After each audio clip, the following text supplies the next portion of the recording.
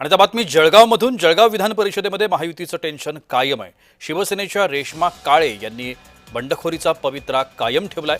जितेंगे या हारेंगे, पण निर्णय बदलणार नाही असं रेश्मा काळेच म्हणतात। जळगाव विधान परिषद निवडणुकीमध्ये अपक्ष उमेदवारी दाखल करून महायुतीसमोर त्यांनी आव्हान उभं केलंय। त्यामुळे शिवसेनेच्या नगरसेविका रेश्मा काळे यांनी माघार घेण्याच्या सर्व चर्चांना पूर्णविराम लगावला।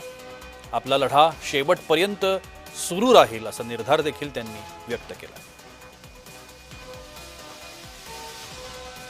या संदर्भातली खुद बातचीत करण्यासाठी आमच्यासोबत रेश्मा काळे आहे। आम्ही त्यांच्याकडून जाणून घेणार आहोत। मंत्री गिरीश महाजन यांनी म्हटलेलं आहे की रेश्मा काळे या महायुतीच्या उमेदवाराला पाठिंबा देतील। ताई, काय सांगणार, खरंच आपण महायुतीच्या उमेदवाराला पाठिंबा देणार आहात का?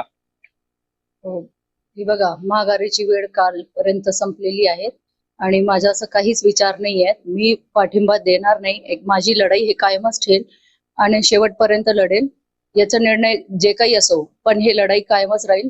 एक तो जीतेंगे या तो हारेंगे। हो, नक्कीच हे तिथूनच मी माझा निर्णय म्हणजे पक्का ठेवलेला आहे की जर ते माझ्यापेक्षा मोठे आहेत, गीते साहेब माझ्यापेक्षा मोठे आहेत, जर त्यांची माघारी नाही आहे तर हा प्रश्न महिलेसाठी का, हा प्रश्न माझ्यासाठी का आलेला आहे की माघार घेऊ, पाठिंबा देऊ।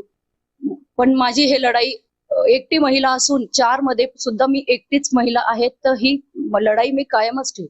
भाऊ भगिनी आहेत, माझी लाडकी बहीण लाडके भाऊ आहेत, ही सर्वांचा आशीर्वाद, माझा पाठिंबा आहेत आणि ते नक्कीच मला पाठिंबा देतील आणि मला विजय करतील याची मला खात्री आहे। जुगल पाटील, जय महाराष्ट्र न्यूज, जळगाव।